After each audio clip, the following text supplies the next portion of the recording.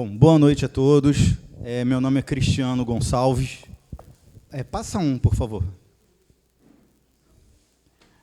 Cristiano Gonçalves é ufólogo, escritor, artesão. Inclusive, os produtos estão ali atrás, os artesanatos, o livro também. Depois a gente fala rapidamente sobre o livro, até já falei um pouquinho. Apresento um programa Contato OVNI Ufologia no YouTube. O nome do canal é Cristiano Gonçalves, Contato OVNI Ufologia. Lembrando que não tem o I no meio, que muita gente se confunde, né? Quando a gente fala OVNI, botam o I no meio, mas não, é a abreviação de Objeto Voador Não Identificado, né? Sou palestrante e organizador de eventos, inclusive estou organizando um para Aiuruoca, é uma cidade no sul de Minas, para julho. Estaremos lá fazendo um evento de ufologia e esoterismo, tá? Inclusive, Paulo Iannuzzi participará lá conosco. E eu sou fundador da organização Contato OVNI, que abrange todas essas atividades.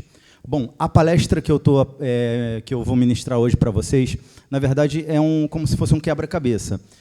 Até falou-se um pouco no final da palestra do Carlos, onde estava um vídeo em que um rapaz falava sobre a teoria da evolução, a teoria da evolução química e aquela coisa toda de Darwin e tudo mais. Eu não vou entrar em Darwin, mas eu vou entrar na evolução um pouquinho na questão da evolução química e já adianto que tem muito sentido o que o rapaz aí do vídeo que o Carlos apresentou disse. Está bem dentro do contexto que eu vou apresentar, que aqui a gente vai meio que montar um quebra-cabeças, onde eu vou mostrar para vocês a probabilidade gritante, praticamente explícita, de realmente nós termos, na verdade, uma origem extraterrestre. Por incrível que pareça, pode parecer um pouco fantasioso falando assim, mas vocês, no decorrer aí da palestra, vocês vão começar a, pelo menos, refletir na possibilidade. Tá? Pode passar. As teorias ou hipóteses sobre a origem da vida na Terra, temos o criacionismo, né, como foi falado, criacionismo onde uma divindade, né, um ser supremo, cria tudo e todas as coisas, inclusive nós. Né? E, por outro lado, temos as outras teorias, que é mais em parâmetro científico. Por favor, pode passar. Teoria da evolução química mais aceita na ciência, envolve conhecimentos de química, física, biologia, astronomia e geologia. Né? Eu até acrescentaria arqueologia também. Pode passar. Bom, temos a teoria da panspermia também. Panspermia vem do grego e o significado é aquele ali, sementes em todos os lugares. Tá? A gente vai... que existem 3 tipos de panspermia. Tá? Eu poderia já adiantar que essa teoria da panspermia seria a mais significativa e dentro daquilo que nós vamos apresentar nesse quebra-cabeças hoje aqui. Pode passar. E essa ideia da panspermia ela já remonta à Grécia Antiga, né, no século V a.C., o filósofo grego nascido há 500 anos atrás, 500 anos antes de Cristo, Anaxágoras. Tá? Pode passar.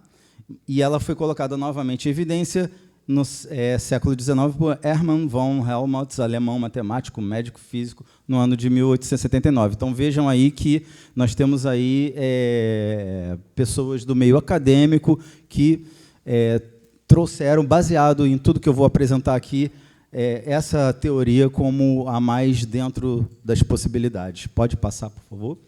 Bom, falando agora dos tipos de panspermia. Né? A panspermia balística, por meio do impacto na superfície de planetas, seria a teoria em que nós já temos evidências a respeito disso, em que elementos orgânicos chegaram ao planeta Terra através do impacto de cometas. Isso dentro aqui do nosso próprio sistema solar. Então, a panspermia balística mostrou, a gente tem evidências científicas que esses elementos orgânicos chegaram aqui advindo do espaço, o que reforça a teoria da panspermia. Pode passar. A litopanspermia, esses elementos orgânicos já viriam de outros sistemas, através das nuvens interestelares. já foi se detectado elementos orgânicos também. Eles são protegidos por camadas frias de gelo. Então, quando chegam aqui na Terra, o gelo se derrete e esses elementos químicos podem ter interagido com elementos formados aqui, que a gente vai mostrar aqui como eles se formaram. Pode passar. Aí nós falaremos depois do terceiro tipo, que é justamente a panspermia dirigida. É um terceiro tipo de panspermia que, digamos, que está totalmente dentro daquilo que a gente está propondo aqui. Quer dizer, que a gente está trazendo, porque essa teoria ela já existe, como vocês viram aqui. Pode passar. Bom, hipótese de Oparin-Haldane, que foi falado também no vídeo que o Carlos apresentou, década de 20. Oparin e Haldane, eles, através de modificações lentas e graduais, causaram a formação de compostos orgânicos, como proteínas, carboidratos e, posteriormente, agregados moleculares com certo metabolismo. Eles defendiam a tese da sopa primordial. Tá? Não sei se alguém já ouviu falar. São poucas as escolas que trazem essa teoria, né? Mas, através de o que eles defendiam, que está nos estudos deles, é justamente a reação dos elementos no início, né, quando o planeta estava se formando, uma série de eventos climáticos e do próprio surgimento, lavas vulcânicas, produziram uma sopa primordial nos oceanos. E aí, nessa sopa primordial, elementos orgânicos foram criados e, assim, a vida começou a proliferar no planeta. Pode passar. Moléculas orgânicas, sopa primordial, moléculas orgânicas inicialmente simples, mas que, com o tempo, foram combinando-se e originaram moléculas mais complexas, formando assim os primeiros organismos. Lembrando que é a teoria de Oparin e Haldane. Pode passar.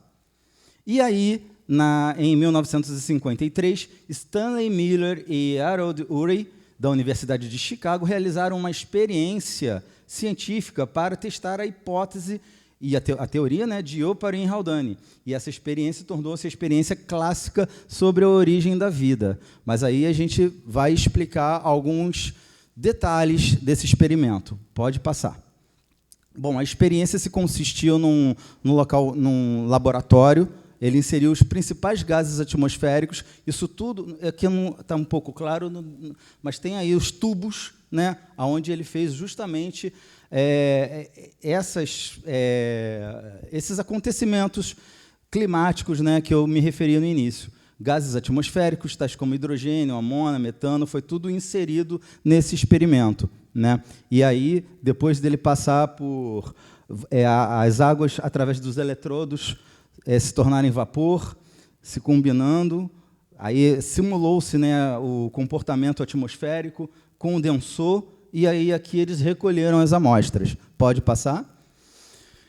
E neste caldo, né, que foi um caldo amarronzado, que foi a resposta desse experimento, eles perceberam que diversas moléculas orgânicas surgiram, ou seja, nós realmente tivemos aí o surgimento de elementos inorgânicos, né, o surgimento de elementos orgânicos através dessas combinações nessa experiência, que era justamente a teoria que Oparin e Haldane dizia. Então, eles experimentalmente provaram que realmente os aminoácidos eles surgiram nessa combinação toda lá nos primórdios do planeta. Pode passar. A sopa primordial, a experiência parou nos aminoácidos, tá? Isso porque a gente precisa entender que para um aminoácido se tornar uma célula complexa, tem um longo caminho, uma longa combinação a ser feita para que isso aconteça. Não é uma coisa assim simples, né? E é muito improvável de acontecer. Pode passar. Veja que ali ficou uma lacuna, porque o que acontece? Os aminoácidos eles foram chamados de coacervado, que é justamente os próprios aminoácidos envolvidos por uma membrana hídrica, né? E aí a grande, cadê? Tem aquele negocinho, aquele caixinha cinza. Não. Ah, essa aqui. Pensei que estivesse elevado. Acontece. Deixa eu só ver se tem o... Se eu acho que o... Beleza. Então, para esse elemento coacervado se transformar na primeira célula, né, a membrana plasmática, tem essa lacuna aqui, que é onde justamente precisaria de muitos outros elementos para se combinarem com esses aminoácidos, e assim a gente ter aí a primeira célula complexa, para daí elas continuarem se combinando e a gente ter aí a vida propriamente dita. E isso daí não é da noite para o dia, não, gente. Segundo eu pesquisei posteriormente, esse experimento ele estaria ainda... Aliás, essa combinação, ela estaria ainda hoje, nos dias de hoje, na tentativa de se transformar em alguma coisa. Não é uma coisa tão simples. Pode passar, por favor? Então, agora a gente vai pausar essa parte da biologia e vamos falar do mapeamento do genoma humano e a identificação de todos os nucleotídeos. Quer dizer, obviamente que eu não vou falar aqui de todo esse processo, mas é só para vocês terem ideia que na decodificação dos genes, que se resultou finalmente em 2003, a gente descobriu a presença do que a ciência chamou de DNA lixo, que foi justamente a maior parte dos elementos do DNA humano não foram decodificados. Pode passar.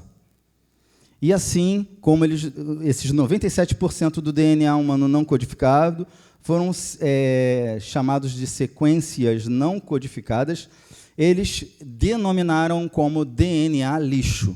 Pode passar. As sequências não codificadas, originalmente conhecidas como DNA lixo, foram descobertas anos atrás e sua função permanece um mistério. Bom, a biologia, atualmente, é que eu tenho um irmão que é biólogo também, né? Então, consultei muito assim, para saber exatamente, em parâmetros científicos, acadêmicos, o que ele poderia falar sobre isso.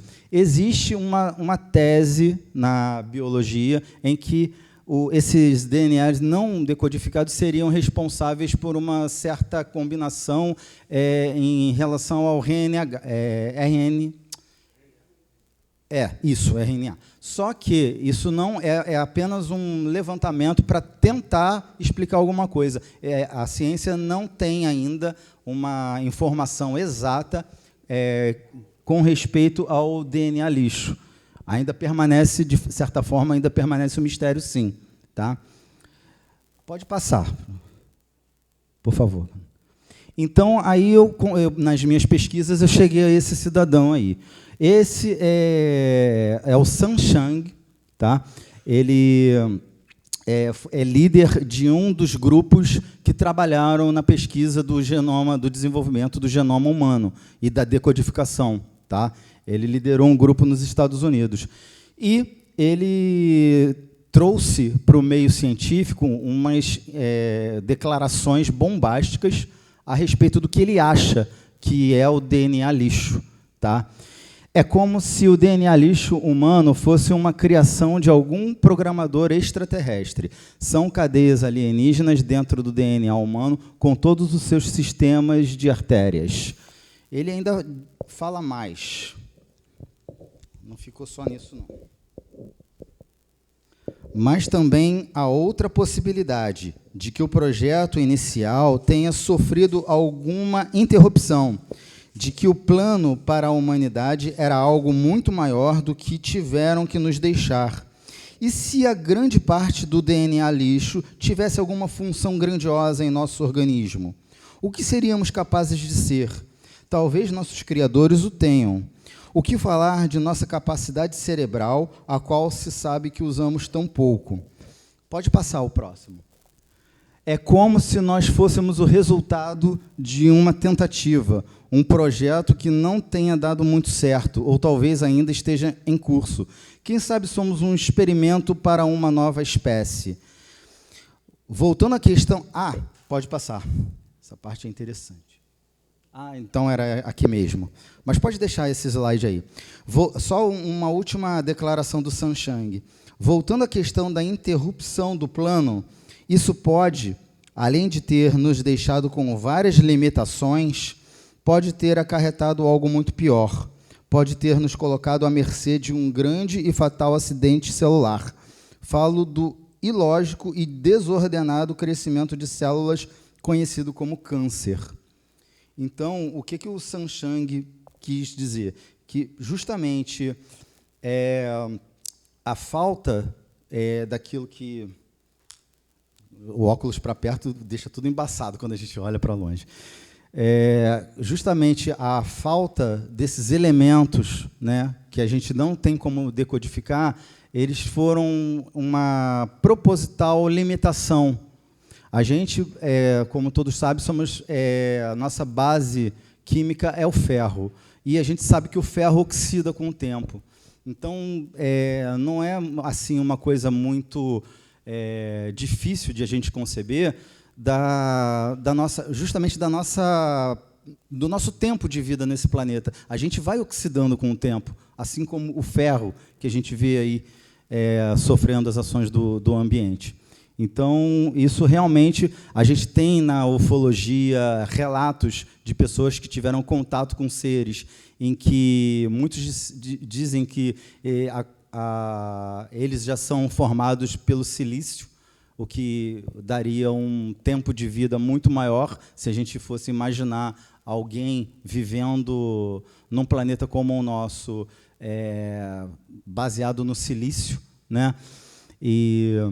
E a gente tem relatos aí, né, dentro da ufologia, principalmente nas civilizações antigas, de que os deuses ou semideuses viviam para mais de 400 anos, 500 até 1000. Então, quer dizer, a gente começa a refletir a respeito dessas colocações, né, que a gente vê, inclusive, em textos sânscritos dos hindus, a gente vê isso na Suméria, a gente vê esses relatos no Egito, a gente vai começar a falar aí das evidências no passado remoto, né, que é justamente sobre essas civilizações antigas. E está tudo encaixado. É como eu falei no começo, é um quebra-cabeça que a gente vai montando e a gente vai ver as coisas se ligando de maneira espantosa. Pode passar, por favor.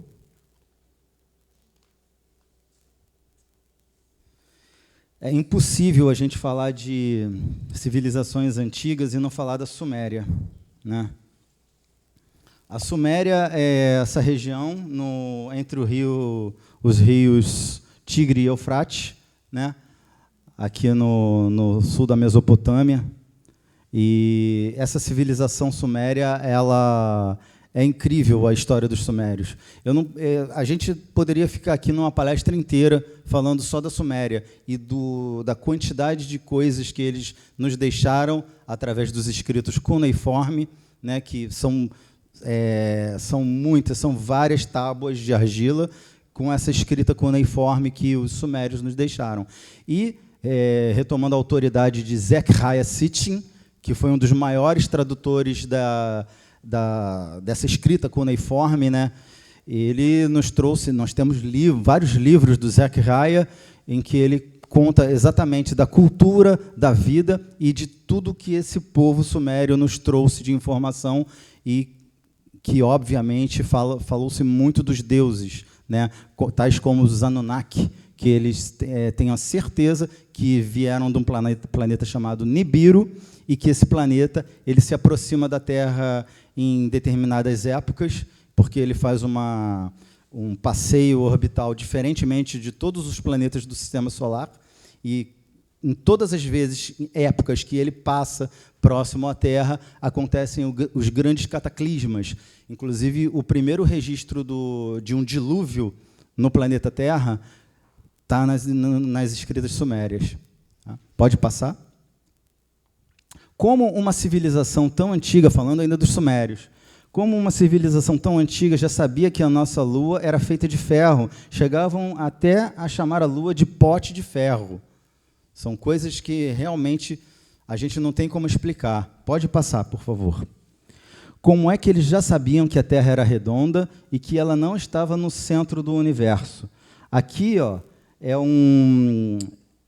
Exatamente aqui, ó, nesse quadrante aqui, foi encontrado nos sítios arqueológicos da Suméria, na Mesopotâmia. Fizeram a reprodução aqui, né, para a gente entender, e aí a gente vê claramente o Sol e os planetas orbitando aqui o Sol, né, em torno do Sol, e tem ainda esse aqui, que é o Nibiru. Tá? E aí eles colocaram a Lua também nessa composição. Está aqui a Lua, aqui já denominando os planetas. Né? Todos eles aí, numa civilização antiquíssima. Né? Pode passar, por favor? Os sumérios tinham convicção de que existe planeta. Já falei, né, mas que orbita totalmente diferente dos demais planetas do nosso sistema solar, faz um circuito tão grande que dura... eu não falei o tempo. 3.600 anos para ele completar a trajetória. Inclusive, estamos nas proximidades dessa época aí, novamente. Pode passar. Aí eles falam dos Anunnakis, que eram os seres altamente inteligentes e considerados deuses por esse povo. Inclusive, os Anunnakis viviam para mais de 500 anos. Né? Pode passar, por favor.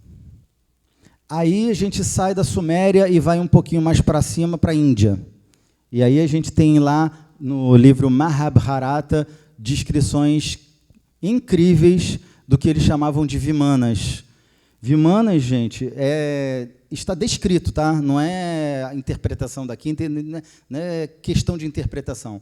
É informação clara. No Mahabharata, os Vimanas são naves.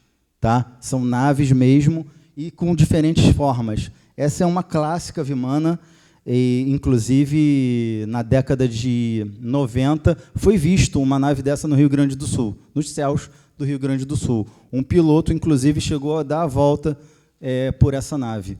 Não sei se você conheceu essa história, Paulo. E o relato do piloto é incrível.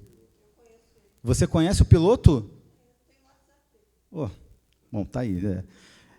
Ele sobrevoou um Vimana. Pode passar, por favor. Aí os vários Vimanas. E eles denominam cada Vimana dependendo da sua forma. Tem o Rukma, tem o Shakuna, entendeu? Tem esse aqui que ele é uma cidade, Flying City. Eles chamavam de... isso aí já foi americanizado. Mas tinham naves tão imensas que eles davam o nome de cidades. Tamanho gigantesco da nave. E, bom, aí também já daria outra palestra, porque a gente tem uma história inteira, o sânscrito, até hoje ainda tem sânscrito para traduzir, até hoje. E é muita coisa relacionada a OVNIs, relacionada a deuses. Aliás, não existe civilização antiga no planeta Terra, inclusive coloca aí também os índios do norte dos Estados Unidos, da América Latina, da América do Sul, nos nossos indígenas na Amazônia. Não há uma civilização antiga ou tribal, seja o que for, que não mencionem os deuses que vieram do céu. Não existe. Todas falam dos deuses. Pode passar? Agora a gente vai voltar à panspermia. E aí a gente vai falar justamente da panspermia dirigida. A panspermia dirigida seria um tipo de panspermia onde ela é direcionada, ela traduz o que a gente entende como aquilo que tem na teoria do astronauta antigo. Alguém aqui conhece a teoria do astronauta antigo? Muito defendida e iniciada por Eric Van Daniken em seu livro Eram os Deuses Astronautas? Ninguém? Conhece? Conhece? Então, para quem não conhece, é um clássico, tá? É um livro, um best-seller, foi lançado em 68 e trouxe à tona essa teoria do astronauta antigo, que é justamente os seres extraterrestres que povoaram a Terra em épocas antiquíssimas, tiveram contato com as civilizações e, inclusive, se relacionaram com os seres humanos, além de semear a vida no planeta Terra, esses deuses teriam se relacionado com humanos primitivos e, assim, nasceram semideuses e aquela coisa toda. Que a gente tem isso relatado em vários escritos, inclusive na Bíblia. Mas a gente vai falar sobre isso ainda. Mas vamos lá, panspermia dirigida, pode passar? Relata a hipótese de que seres superiores inteligentes teriam colonizado a Terra e vários outros planetas. Seria o caso de a Terra ter sido semeada por esses seres. Tá? Pode passar? A panspermia dirigida é defendida por Francis Crick, que conquistou o prêmio Nobel juntamente com James Watson e Maurice Wilkins, por suas descobertas sobre a estrutura molecular do DNA. Tá? Então, se a gente for fazer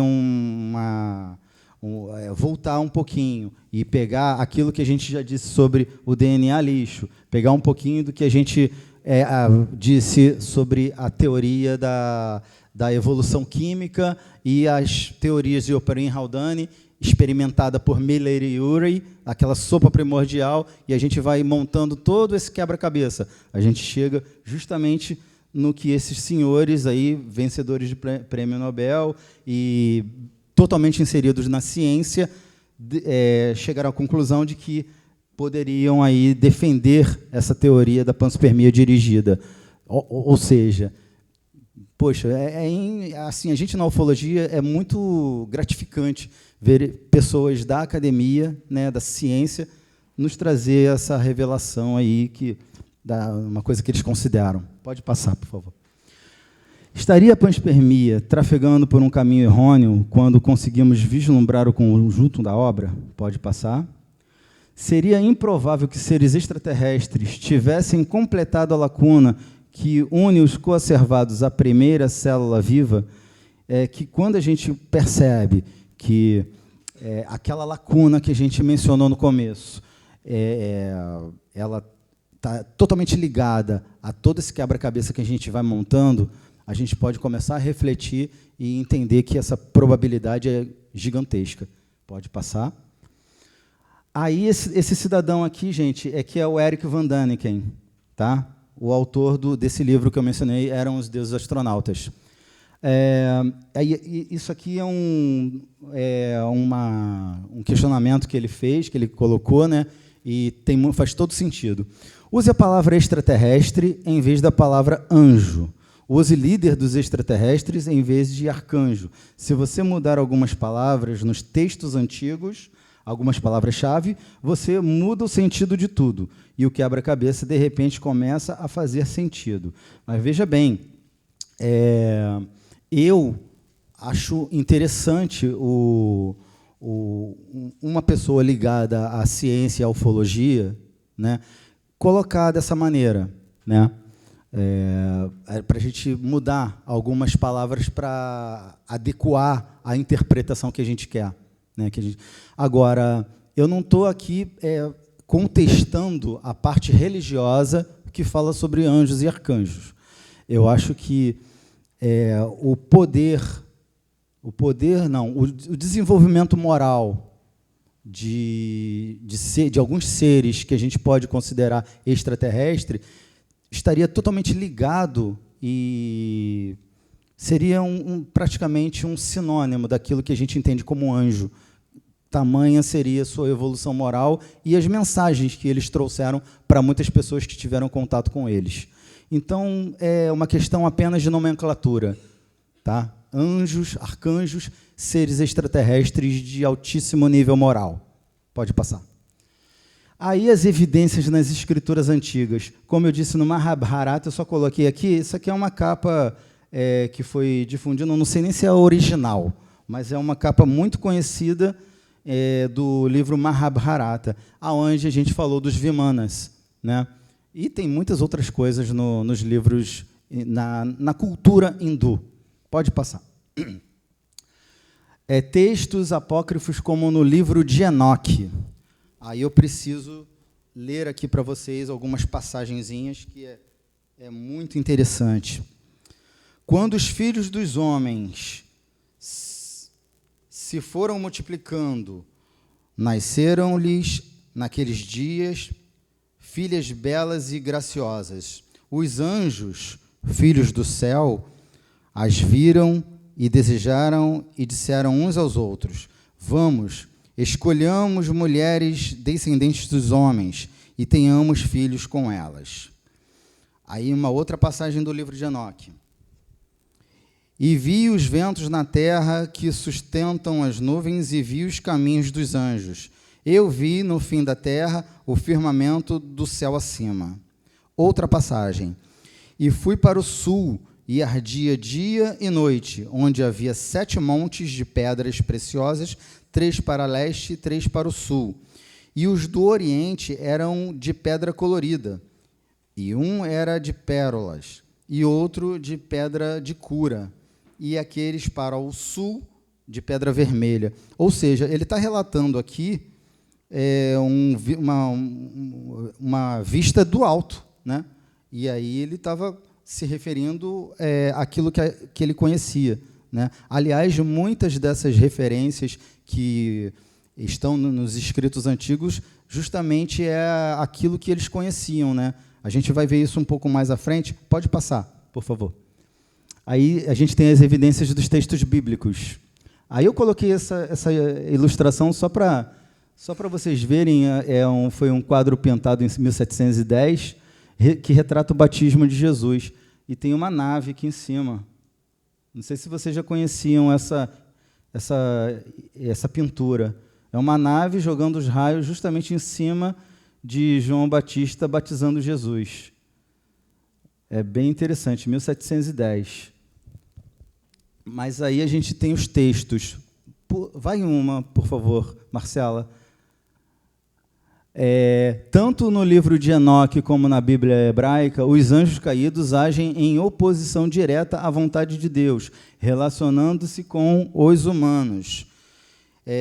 De acordo com a Bíblia, isso enfureceu ainda mais a Deus, e a consequência desta mestiçagem entre os anjos caídos e os mortais levou à criação de uma descendência semi-angelical e semi-humana. Isso está em Gênesis 6, acho que é versículo 4, né? Tanto no livro de Enoque quanto... beleza. Mais trechos da Bíblia, em Reis. Reis 2, versículo 1,11. Sucedeu que, quando o Senhor estava para elevar a Elias, num redemoinho ao céu, Elias partiu com Eliseu. E sucedeu que, indo eles andando e falando, eis que um carro de fogo com cavalos de fogo se separou um do outro, e Elias subiu ao céu num redemoinho. A gente tem aqui um relato daquilo que a gente entende hoje como uma abdução, né? Agora, não tem nada mais explícito em texto bíblico, embora seja no Antigo Testamento, que Ezequiel. Ezequiel, vejam só, eu só fiz um breve resumo com a passagem mais importante para a gente fazer essa comparativa. E os seres viventes corriam e voltavam, à semelhança de um clarão de relâmpago. E vi os seres viventes, e eis que havia uma roda sobre a terra junto aos seres viventes, uma para cada um dos 4 rostos. O aspecto das rodas e a obra delas era como a cor de berilo, e as 4 tinham uma mesma semelhança, e o seu aspecto e a sua obra era como se estivera uma roda no meio de outra roda. Vão imaginando, enquanto eu vou falando, vocês vão imaginando o que Ezequiel estava vendo, né? Andando elas, andavam pelos seus 4 lados. Não se moviam quando andavam. Ele estava vendo os movimentos erráticos. E os seus aros eram tão altos que faziam medo, e estas 4 tinham as suas cambotas cheias de olhos ao redor. Cheias de olhos ao redor. E andando os seres viventes, andavam as rodas ao lado delas, e, elevando-se os seres viventes da terra, elevam-se também as rodas. Para onde o Espírito queria ir, eles iam. Para onde o Espírito tinha de ir, as rodas se elevavam defronte deles, porque o Espírito do ser vivente estava nas rodas. Quer dizer, você vê claramente que Ezequiel estava vendo algo fantástico à sua frente. Pode passar, por favor, Marcelo. Aí é onde a gente ilustrou Elias sendo abduzido. Pode passar. E aqui a visão de Ezequiel. Eu tiraria essa propulsão aqui embaixo, que não era fogo, era luz. Porque para aquele pessoal, para os povos antigos, aquela luz, né? A gente pode entender como eles entendiam como fogo, carruagem de fogo, cavalo de fogo. Então a referência que eles tinham de uma luminosidade muito intensa era o fogo, né? E aí a gente tem até um amigo na ufologia, o Paulo conhece ele, o Paulo Iannuzzi conhece ele, não sei se o Paulo Frutuoso conhece. Ele se chama Eduardo Vigil, um ufólogo e pastor. E foi uma das primeiras idas que eu assisti uma palestra, né, de ufologia. Isso tem muitos anos. E ele, na época, inclusive, não tinha slides assim. Ele levou um bloco gigante. Ele botou ali, tipo naquele quadro branco ali, um bloco de folhas gigantescas. E aí ele ia passando, né? E aí, quando chegou na parte de Ezequiel, ele desenhou, ele foi desenhando, foi falando e desenhando para as pessoas irem acompanhando a passagem de Ezequiel e aquilo que estava sendo dito por Ezequiel e interpretado à moda ufologia da qual ele conhece hoje em dia. E aí a gente viu lá, foi assim incrível a palestra dele, porque embora de maneira simples, humilde, ele mostrando no bloquinho, todo mundo ficou extasiado e principalmente, né, vendo um pastor trazendo à luz da ufologia algo que está dentro da Bíblia e modificando a interpretação tão conhecida na instituição dele, no meio dele, dos evangélicos e até do catolicismo, né? Eu acho muito bacana e muito produtiva, porque a ufologia jamais vai combater, denegrir ou menosprezar a religião. Mas as duas têm que andar, de alguma maneira, têm que andar juntas e tem que ser entendido exatamente, porque nós estamos diante de uma realidade, não é nenhuma ficção, né? Pode passar. Seria inviável pensarmos que fomos semeados, criados e desenvolvidos com limitações de forma proposital, como colocou o Sanchang quando fez aquelas declarações?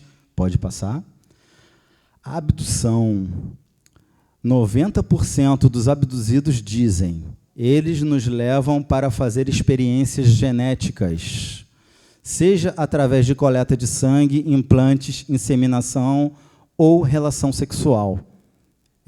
Existem casos clássicos na ufologia em que nós temos relatos, né, que existiu relação sexual entre o ser alienígena na nave e a pessoa abduzida, como o famoso caso de Antônio Vilas Boas, década de 60, 68, se não me falha a memória.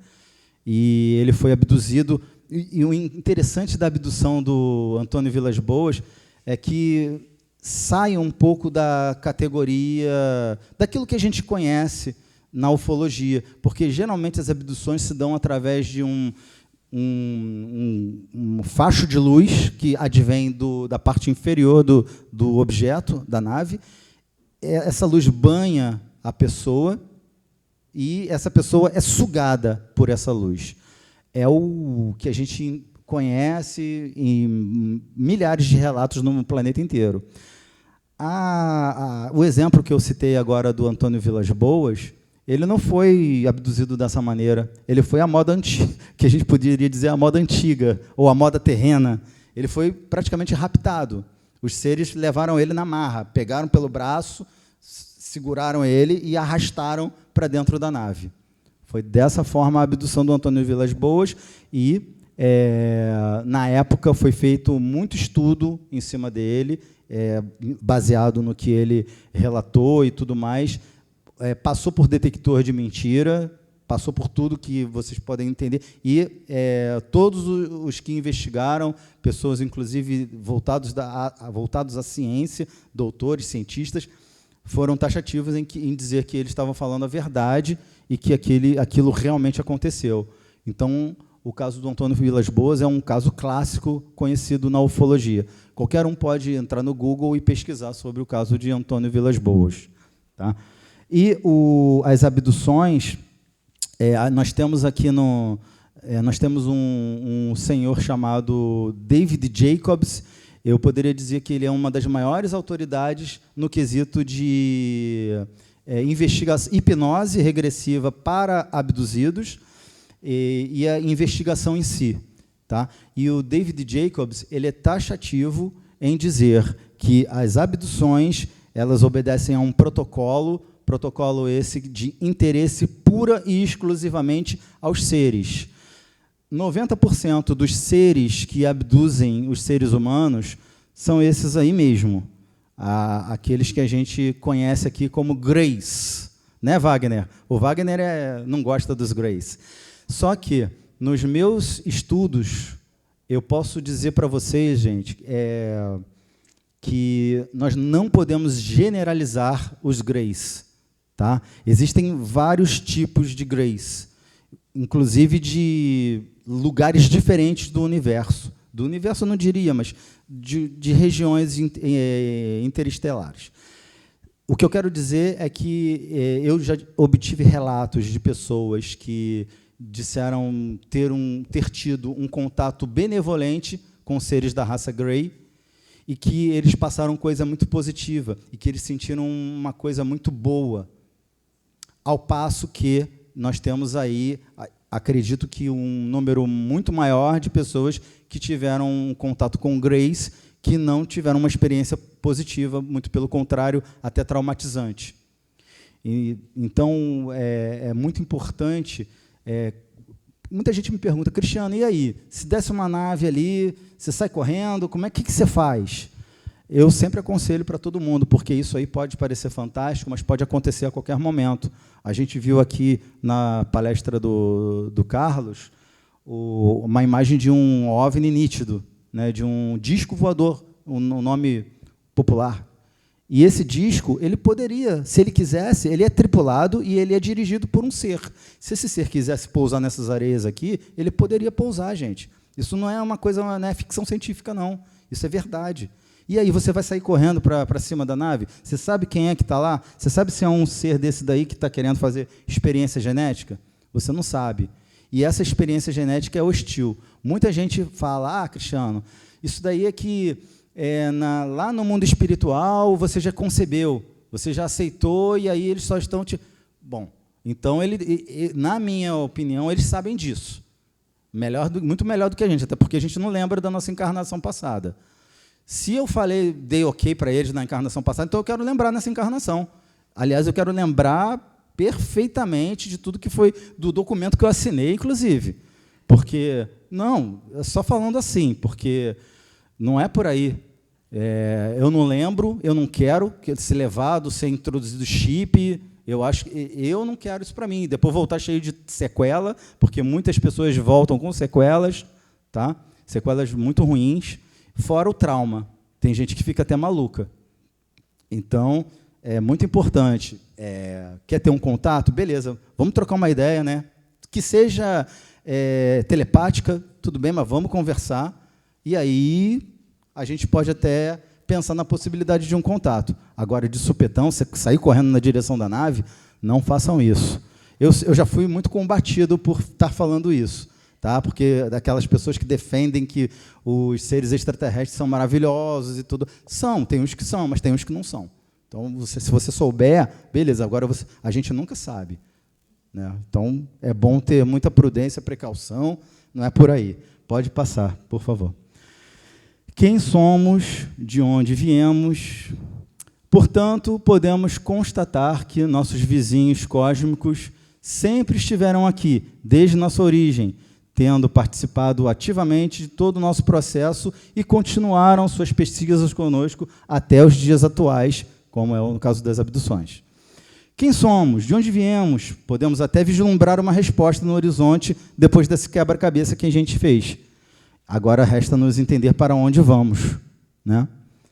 Eu acho que eu fiz uma redução, essa palestra teria outras coisas, mas eu fiz uma redução por conta do nosso tempo aqui, mas eu acho que deu para a gente conseguir aí, fazer um quebra-cabeça, botar umas pecinhas aqui e acolá, e o intuito dessa palestra é para proporcionar a vocês uma reflexão a respeito de tudo que foi dito, e assim a gente começar a refletir e pensar nessa possibilidade de realmente termos sido semeados aqui, termos sido desenvolvidos com limitações, né, produzidos, né, com essas limitações que nós temos, que todos nós temos. A gente sabe que a gente está num planeta que não é um planeta, vamos dizer assim, que a gente, é como se nós não pertencêssemos a esse planeta, na verdade, porque a gente tem que superar diversas barreiras, diversos obstáculos para estarmos aqui, para ultrapassar as barreiras que vão acontecendo, né, e até chegar aos nossos 60, 70, 80, 90 ou 100 anos. Muito raramente as pessoas passam disso. Vai depender também do estilo de vida que a gente leva, né, se a gente tem um estilo de vida saudável, e assim a gente vai prolongando um pouquinho mais ou menos a nossa permanência aqui. Mas o fato é que a gente não é daqui, a gente foi semeado aqui, e por uma série de combinações estamos aqui nessa condição, com essas limitações, e é isso que o objetivo dessa palestra foi passar para vocês, né, essa reflexão. É isso.